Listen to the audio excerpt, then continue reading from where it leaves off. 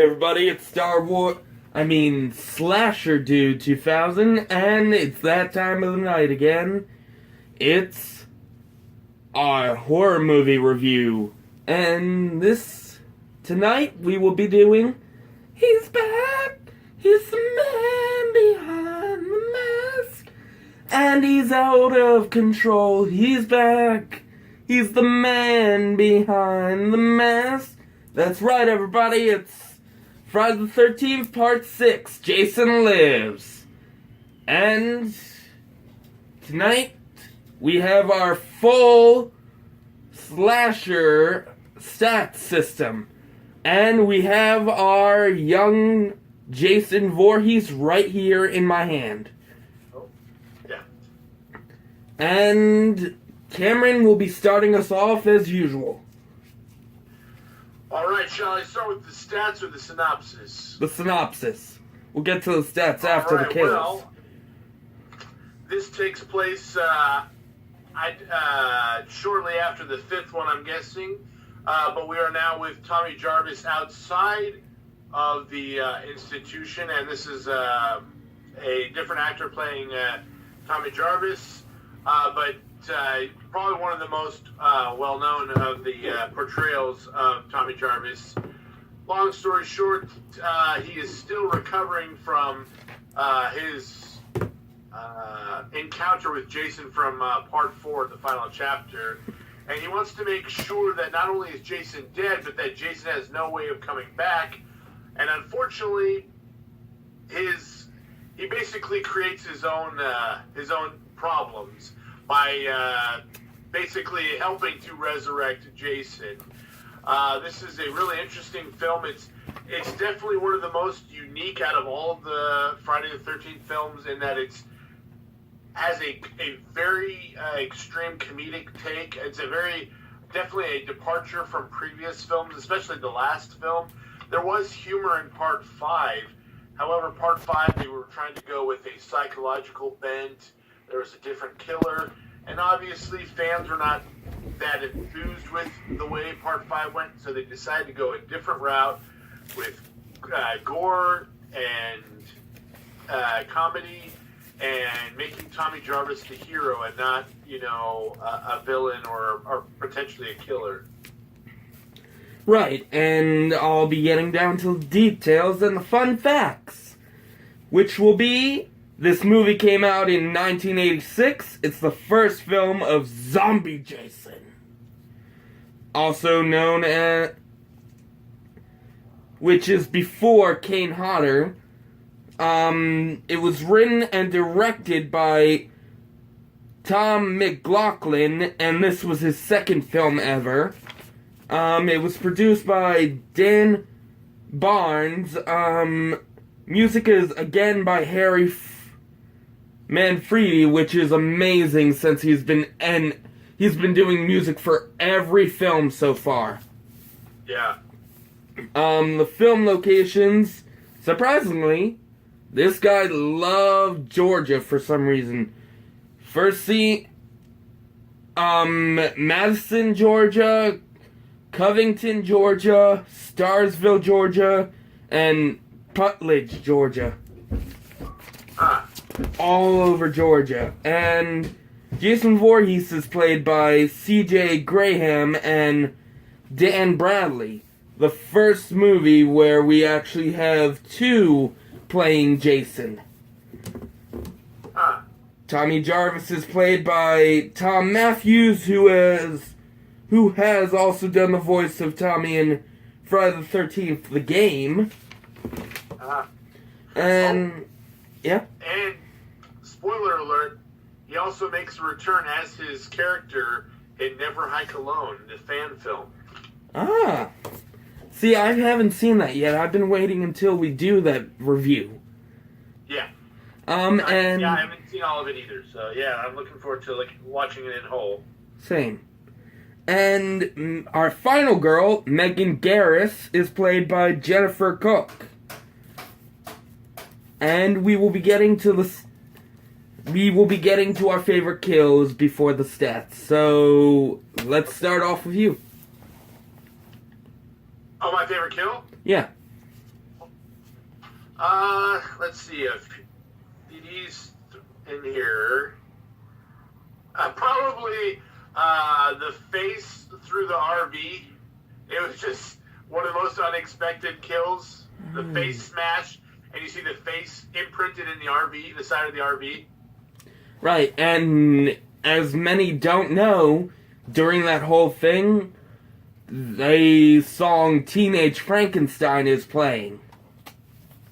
Oh, that's another thing. Before, just really quickly, the music is very. You have Harry Manfredini's score, which is great. It's iconic.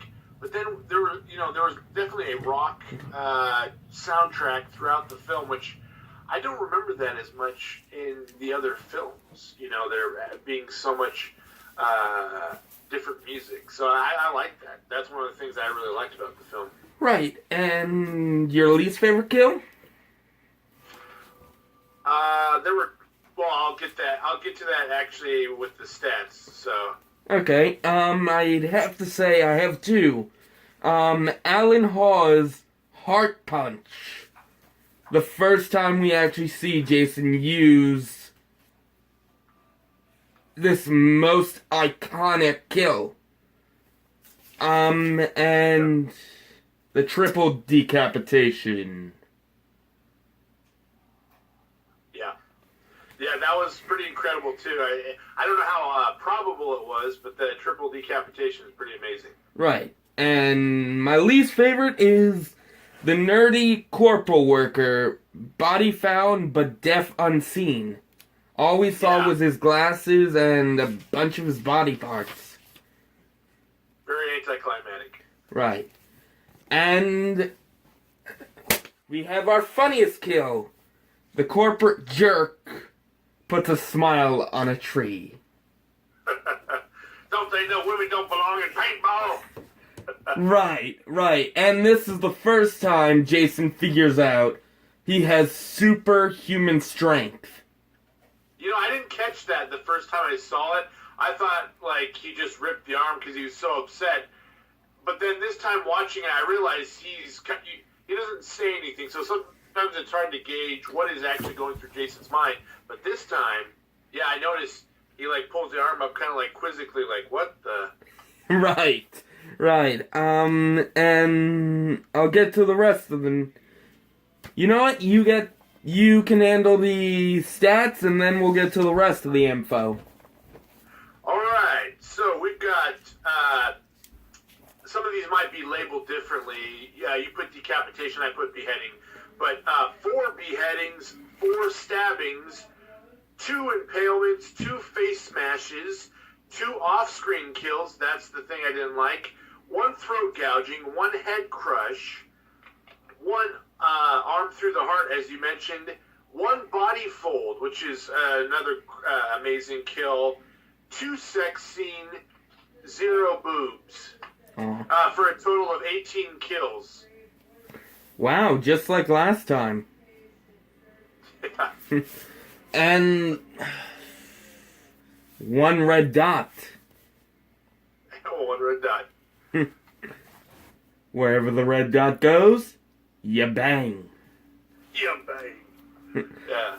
And back to the info. This movie is most known for the Jason's 007 opening. Yes. Da-na. The movie that premiered Alice Cooper's song, He's Back. If you guys didn't get that from our intro. And most of the movie's soundtrack is actually Alice Cooper. There's Feed My Frankenstein, there's Teenage Frankenstein during the RV crash, and then, again, he's back during the credits, and this movie was actually made for that song. Huh. And again, Jason now has superhuman strength. And the most awesome makeup ever. Yeah. That whole RV scene was pretty amazing, and I think there's two things worth noting. One is that it's amazing that they had the 2 sex scenes without showing any nudity. This is a first for Friday the 13th. We're 6 films in, and this is the first movie with no nudity. So that's an achievement. But there are still 2 sex scenes, so it's pretty crazy they managed that without nudity. Second, I found it eerily similar how Jason killed the driver of the RV was very similar to how Harvey Dent in The Dark Knight killed the driver, and then both the RV and the car crashed very similarly. They both turned to their. I'm like, I wonder if Christopher Nolan is a Friday the 13th fan. Right. And wasn't this also the movie that was famous for the horn death? Or was that the next one? The Horn death. party horn through the eye. That yeah, it wasn't in this one.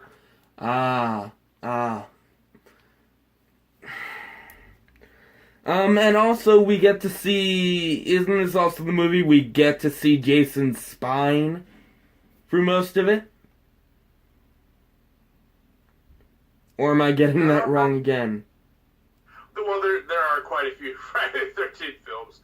Now I don't remember spine. I know when Tommy opens the casket for the first time, acting like he's, Indiana Jones, and it's like a sarcophagus, like, and then, like, the air escapes and everything. But I remember Jason's body was like, it had all these maggots and worms and everything, but I don't think we ever see the spine.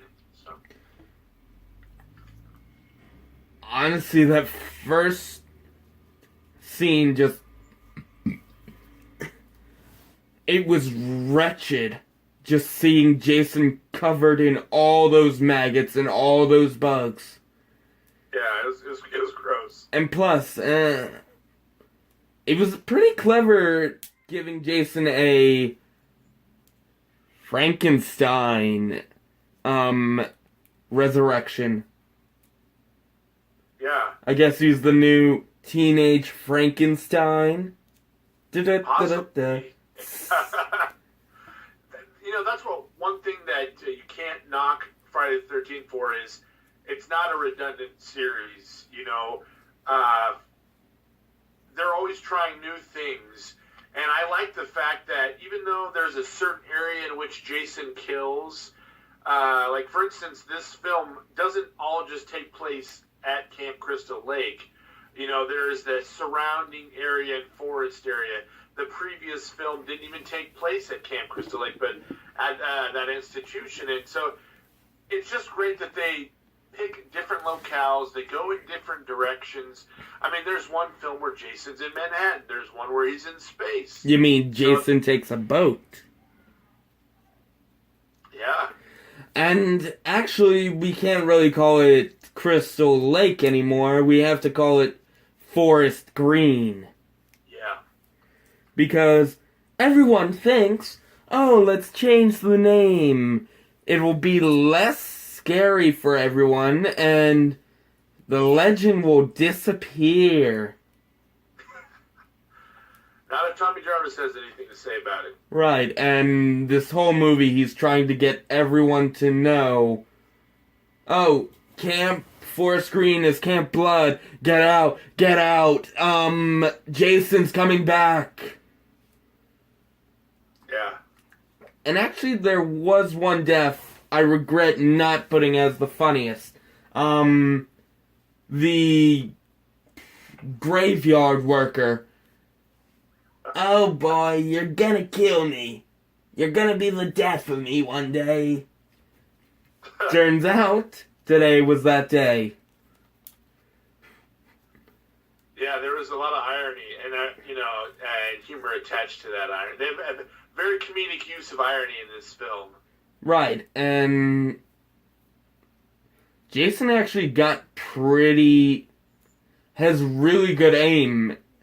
This is the first time I've seen him actually hits someone dead center in the head with a knife. Oh, yeah. I mean, we've seen a spear gun, we've seen... Yeah, I think that's the only long-distance kill we've seen so far. Well, there was a harpoon gun to the head in part 3, which was pretty amazing. Well, technically that's what I meant by spear, But again, that's... I do have part of the zombie brain myself, so I apologize if I'm zoning in and out. So I have the Jason Lives brain right now, so... I guess the whole thing is I've got the mask, you've got the brain. Yeah. What do you think? I'm some kind of fart head? And then they can say yes. Oh, I love that scene's hilarious too. Right, and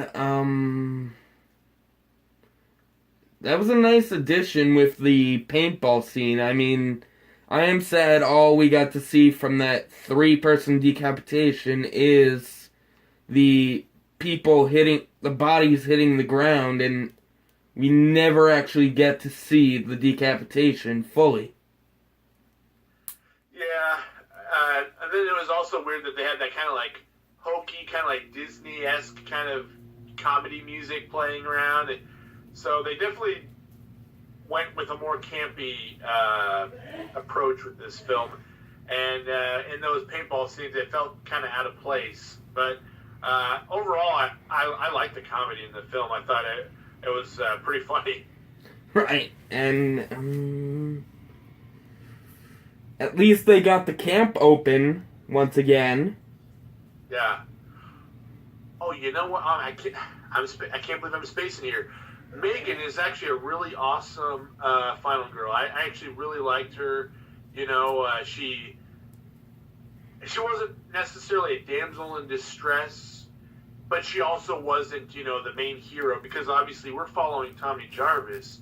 So I think she balances. She's got the good looks.